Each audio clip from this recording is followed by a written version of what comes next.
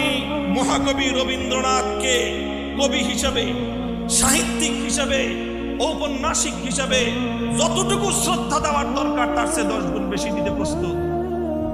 কিন্তু যিনি রবীন্দ্রনাথ ঠাকুর এই বাংলাদেশের স্বাধীনতার বিরুদ্ধে ষড়যন্ত্র করেছিলেন, যেই রবীন্দ্রনাথ ঠাকুর এই ঢাকা বিশ্ববিদ্যালয় প্রতিষ্ঠার বিরোধিতা করেছিলেন, সেই রবীন্দ্রনাথ ঠাকুর ঢাকাকে কেন্দ্র করে 100 বছরের অবহেলিত পূর্ববঙ্গের মানুষের উন্নতিকে হিংসার আগুন দিয়ে জ্বালিয়ে পুড়িয়ে ছারখার করে দিতে চেয়েছিলেন, সেই রবীন্দ্রনাথ ঠাকুরের সাম্প্রদায়িকতাকে আমি সমর্থন করতে প্রস্তুত না।